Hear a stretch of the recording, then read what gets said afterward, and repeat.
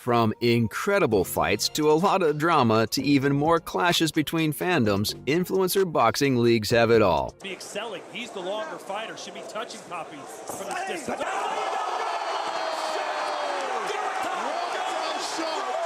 What a shot! Man, what a shot! He may not get up. He's struggling here. He's struggling. It's over. It's all over.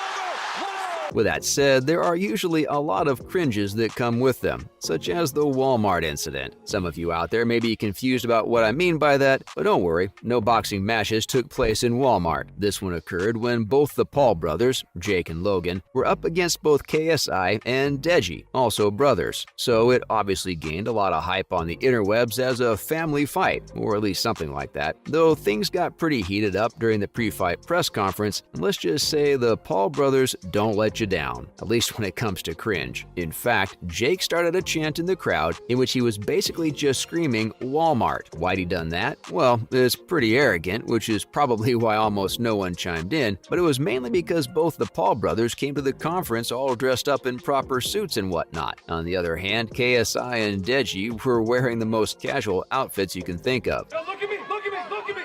I'm looking at you. While yes, Walmart can sometimes have some really bad fits, it came off as cringe because, I mean, it's the most childish insult out there, and you only resort to that when you've got nothing better to say. Everyone else on the stage was cringing. Speaking of Deji, who can forget about Deji versus Fuzi? As with any boxing match, there was a lot of trash talk before it, and as with any influencer boxing match, the trash talk was really, really bad. What made it even worse was that Fuzi doubled down on it and ended up saying some sexual things to him without even realizing it, saying that everyone wants a chance at Deji and he's going to touch him like he's never been touched before, and that too with a straight face. But I don't think Deji's ever been touched in the way that I'm going to touch him. You review all his fights, or more specifically Vinny and Alex, I don't think he really has gotten hit with the power I plan to bring. And I think he will have a plan to let his hands go and let him fly and show what he can. I mean, how could he not see that being taken out of context? What makes it even worse is that Deji absolutely destroyed him. If you've ever heard the saying that barking dogs seldom bite, this entire fight over here is just proof of that. From the moment they stepped into the ring, Deji started throwing some of the most devastating punches out there. In fact, he ended up leaving Fuzi with a closed eye and won his first ever fight. It just goes to show that sometimes you just need to actually prove yourself in the ring and not constantly talk trash about your opponents. Plus, everyone likes it when the underdog wins, and it wasn't any different this time. National win and his first pro KO. Fuzi standing in the pocket, still throwing. And they're going to throw The towel is in. Deji's won.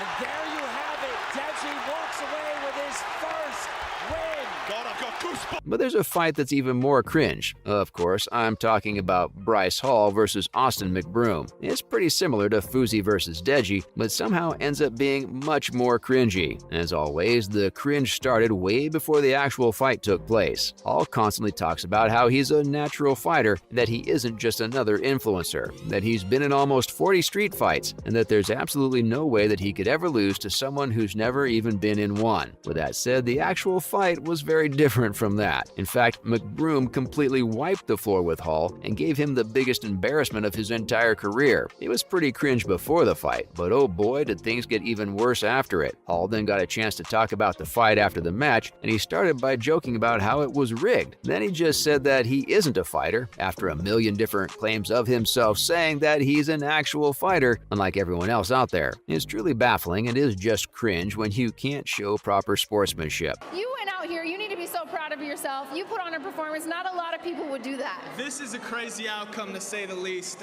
Didn't think this many people wanted to see a TikToker box, but we're here. Honestly, that was fucking rigged. No, I'm kidding. I'm not a boxer, I'm not a fighter, I've never claimed to be a fighter, but next time, Hey, we'll see. Good job, Austin. Though he later went on to Keemster's show to talk about how he meant to say that he's not a boxer. But what's said is said, and a cringe moment, at least once it's out on the internet, is going to cringe forever. On the other hand, I have to talk about the "Are you a fan of Men in Pink" incident. This one is arguably one of the most concerning ones on the list. Of course, it's the same incident from the women's card where before the fight, the fighter, AJ Bunker, was talking to the crowd. But then things took a really awkward turn when the host just asked her if she liked a guy from the crowd who was wearing pink. It's even weirder considering that before that, she talked about how the crowd was full of sexy people. While that may not be that weird to some of you out there, you must remember that most people watching such fights are still kids. Most of them aren't even over 18. So you feel the same way when I say watching was uncomfortable. Not just that, it's one of the most concerning ones on this entire list. People really need to learn to talk to their audience according to their age. While yes, she has an image and a brand to uphold, it really shouldn't come above making kids uncomfortable. So again, super cringe and uncomfortable, but nowhere close to Ed Matthews versus Simple Simon. It's somehow a moment that was both incredibly intense, but simultaneously just as cringe. This one took place once again while the press conference for the fight was going on before the actual fight. In fact, it wasn't even the final pre-fight conference. But things suddenly took a really serious turn as Ed walked onto the stage. He kept claiming he had a special gift to give his opponent. Security already knew what was up and started to get around him, probably thinking it was like a weapon or something. But thankfully that wasn't the case. Instead, it turns out that he had hidden a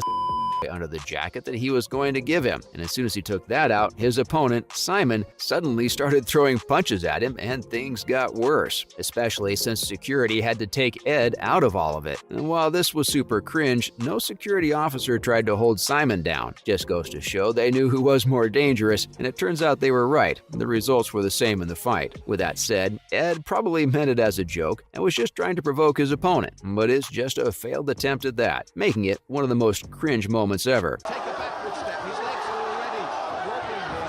And Ed knows this. He hates this. His confidence is there. I think we're going to see a knockout. Simon is making the big mistake. When you're caught and you're hurt, you take a step back, you regroup. He's not blocking one punch. No. Oh, there he goes. And finally, KSI rejects a kiss. I can't end this list without talking about one of the people who started the trend. And this one takes place while the weigh-ins for the women's card, specifically the one between Astrid Wett and Keely, are right around the corner. Everything was going great. This was turning out to be one of the most cringe-free moments in all of YouTube boxing history. But while the two were trash-talking each other on stage, Wett just decided to kiss KSI out of nowhere, bringing about one of the most awkward rejections out there, with KSI bending backward as far as he could just to escape it. Even everyone from the crowd was visibly uncomfortable with the entire thing. What's even worse is that KSI had to apologize later on for something that he didn't even consent to. No, almost. I'm sorry. I forgive you. It's okay. YouTube boxing takes things to another level just for the sake of entertainment and really needs a lot of boundaries. And that's a look at some of the most cringe influencer boxing moments out there.